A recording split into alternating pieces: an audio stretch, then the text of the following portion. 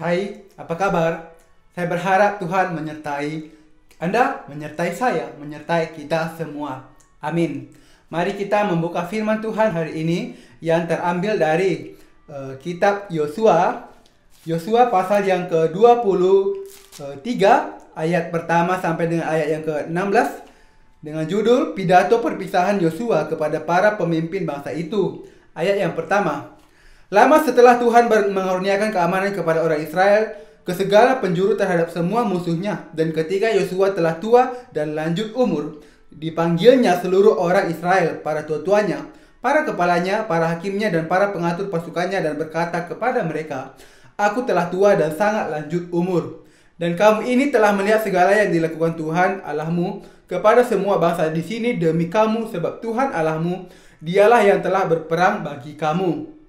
Ayat 4, ingatlah, aku telah membagikan dengan membuang undi bangsa-bangsa yang masih tinggal ini kepada suku-sukumu menjadi milik pusakamu, seperti juga semua bangsa yang telah kulenyapkan hari itu, mulai dari sungai Yordan sampai ke laut besar di sebelah matahari terbenam. Ayat 5, dan Tuhan Allahmu dialah yang akan mengusir dan menghalau mereka dari depanmu, sehingga kamu menduduki negeri mereka, seperti yang dijanjikan kepadamu oleh Tuhan Allahmu. Ayat 6, kuatkanlah benar-benar hatimu dan dalam memelihara dan melakukan segala yang tertulis dalam kitab hukum Musa, supaya kamu jangan menyimpang ke kanan atau ke kiri, dan supaya kamu jangan bergaul dengan bangsa-bangsa yang masih tinggal di antaramu itu, serta mengakui nama Allah mereka dan bersumpah demi nama itu, dan beribadah atau sujud menyembah kepada mereka. Ayat 8, tetapi kamu harus berpaut pada Tuhan Allahmu, seperti yang kamu lakukan sekarang. Ayat 9, bukankah Tuhan telah menghalau bangsa-bangsa yang besar dan kuat dari depanmu, dan akan kamu ini seorang pun tidak ada yang tahan menghadapi kamu sampai sekarang. Ayat 10, satu orang saja daripada kamu dapat mengejar 1000 orang, sebab Tuhan Allahmu dialah yang berperang bagi kamu, seperti yang dijanjikannya kepadamu. Ayat 11, maka demi nyawamu bertekunlah mengasihi Tuhan Allahmu, sebab jika kamu berbalik dan berpaut kepada sisa bangsa ini yang masih tinggal di antara kamu, kawin-mengawin dengan mereka serta bergaul dengan mereka dan mereka dengan kamu.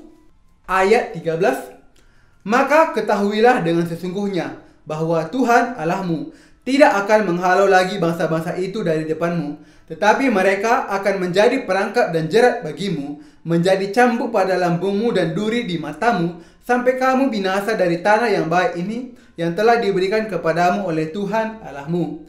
Maka sekarang, sebentar lagi aku akan menempuh jalan segala yang fana, sebab itu insaflah dengan segenap hatimu dan segenap jiwamu, bahwa satu pun dari segala yang baik yang telah dijanjikan kepadamu oleh Tuhan Allahmu telah digenapi. Tidak ada yang tidak dipenuhi.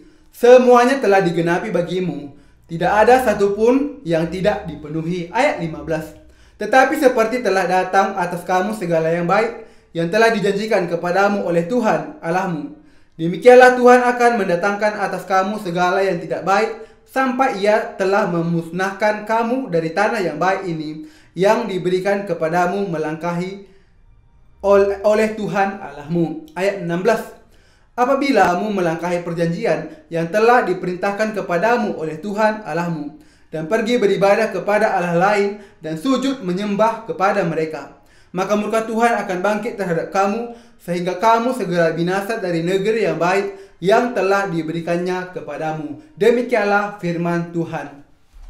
Halo, apa kabar? Saya berharap Tuhan menyertai kita. Mari kita membuka firman dari 1 Yohanes 4. 1 Yohanes 4 ayat yang ke-7 sampai dengan ayat yang ke-21 dengan judul Allah adalah kasih. Ayat 7, saudara-saudaraku yang kekasih, marilah kita saling mengasihi, sebab kasih itu berasal dari Allah, dan setiap orang yang mengasihi lahir dari Allah dan mengenal Allah. Ayat 8, barang siapa tidak mengasihi, ia tidak mengenal Allah, sebab Allah adalah kasih. Ayat 9, dalam hal inilah kasih Allah dinyatakan di tengah-tengah kita, yaitu bahwa Allah telah mengutus anaknya yang tunggal ke dalam dunia, supaya kita hidup olehnya. Ayat 10, inilah kasih itu, bukan kita yang telah mengasihi Allah, Tetapi Allah yang telah mengasihi kita dan yang telah mengutus anaknya sebagai pendamaian bagi dosa-dosa kita. Ayat 11, saudara-saudaraku yang kekasih, jikalau Allah sedemikian mengasihi kita, maka haruslah kita juga saling mengasihi. Tidak ada seorang pun yang pernah melihat Allah. Jika kita saling mengasihi, Allah tetap di dalam kita dan kasih-Nya sempurna di dalam kita. Ayat 13. Demikianlah kita ketahui bahwa kita tetap berada di dalam Allah dan Dia di dalam kita.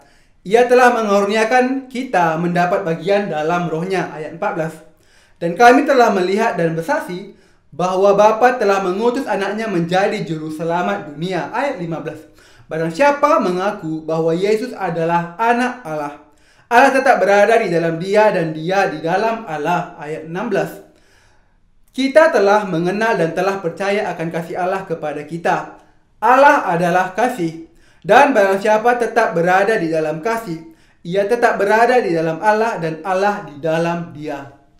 Ayat 17. Dalam hal inilah kasih Allah sempurna di dalam kita, yaitu kalau kita mempunyai keberanian percaya pada hari penghakiman, karena sama seperti Dia, kita juga ada di dalam dunia ini. Ayat 18. Di dalam kasih tidak ada ketakutan. Kasih yang sempurna melenyapkan ketakutan, sebab ketakutan mengandung hukuman dan barang siapa takut, ia tidak sempurna di dalam kasih. Ayat 19. Kita mengasihi karena Allah lebih dahulu mengasihi kita. Jikalau seorang berkata, aku mengasihi Allah, dan ia membenci saudaranya, maka ia adalah pendusta. Karena barang siapa tidak mengasihi saudaranya yang dilihatnya, tidak mungkin mengasihi Allah yang tidak dilihatnya. Ayat 21. Dan perintah ini kita terima dari Dia. Barang siapa mengasihi Allah, ia harus juga mengasihi saudaranya. Demikianlah firman Tuhan.